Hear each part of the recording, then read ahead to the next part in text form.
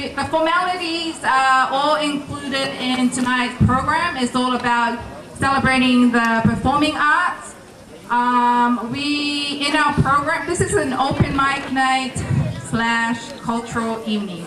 Who knows what open mic is? So basically, if you have an urge to share your passion in singing, or you'd like to dance, we have a spot in the program where we will invite you. You're welcome to come along, and you can say a poem, or sing a song, or you can do a dance. But we'll remind you later. But everything is included in our program, and that includes the evening prayer as well. So we'll be doing everything tonight. Thank you again for coming tonight.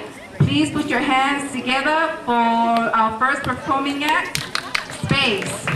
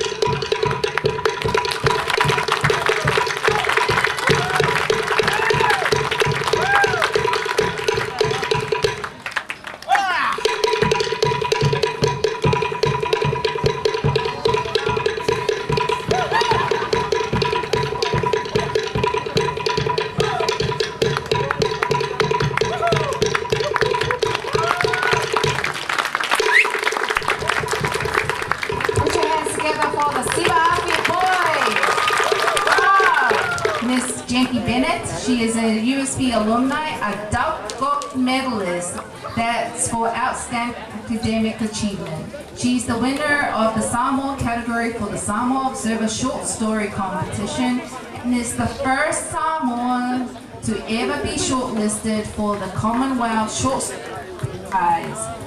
A mother of two beautiful, strong young girls and completing her master's to boot. A true Nafanua of Samoa, Miss Jenny Bennett. Imagine for a moment that you, who you are, the way God made you, is seen by most as unnatural, by many as an abomination with a one-way ticket to hell. Imagine spending all of your vulnerable teenage years realizing that the world despises you, and slowly internalizing this hatred until at last it becomes your own and you begin to loathe yourself just for being different. Imagine spending every moment of solitude upon your knees, begging God to change it all, to make you more like the other girls at school. The ones who wear lipstick on the sly and swoon over pictures of Zac Efron. Or like the boys in your class who proudly count their conquests and brag about the girls they kiss in the storeroom.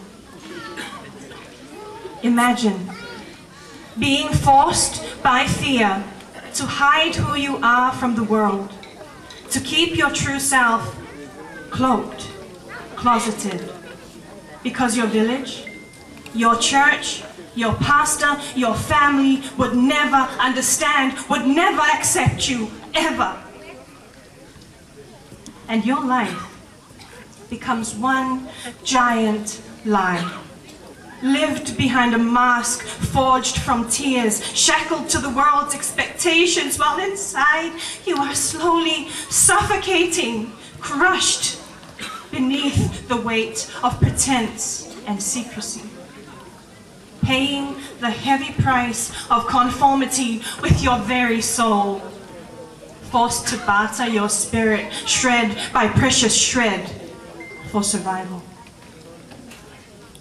For many of us, there is no need to imagine, for this horror is our reality, and we conform in silence to society's demands, our true selves bruised and trampled beneath the leaden feet of restrictive gender norms and heteronormative social expectations, our souls lying mangled upon the altar of a religion that has taken the cross of Christ, that ultimate symbol of unconditional love, and turned it into a weapon that beats hatred so deep into tender young minds that they become blinded to the beauty, to the wonder of diversity, and refuse to see the beauty hidden in every single one of God's human children.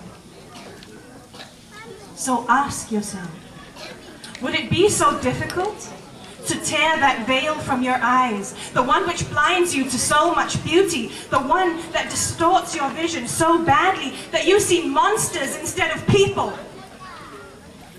That dark, warped veil woven from the dusty webs of repressive ideology. For if you do, you might begin to see us as God intended, to see us as human beings deserving of acceptance. And if you try just a little to look beyond the labels, beyond the stereotypes, beyond the homophobic slurs, you will see that hidden behind each and every one of them is a human being worthy of love.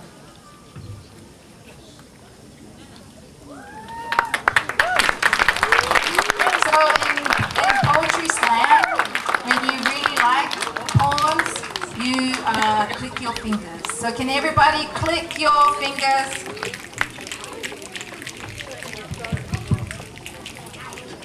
This next piece was inspired by my eldest daughter.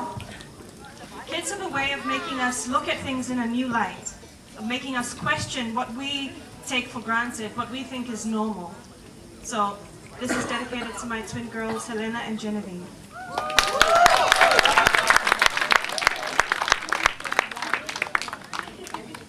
My little girl was 3 years old when she asked me, "If God isn't a boy or a girl, Mommy, why does everyone call God He?" I had to stop for a moment to ask myself, how do you tell a 3-year-old that in English there is no singular gender-neutral pronoun appropriate for a person, let alone God? And that this is because humankind has been divided strictly into two parts only, two very unequal parts.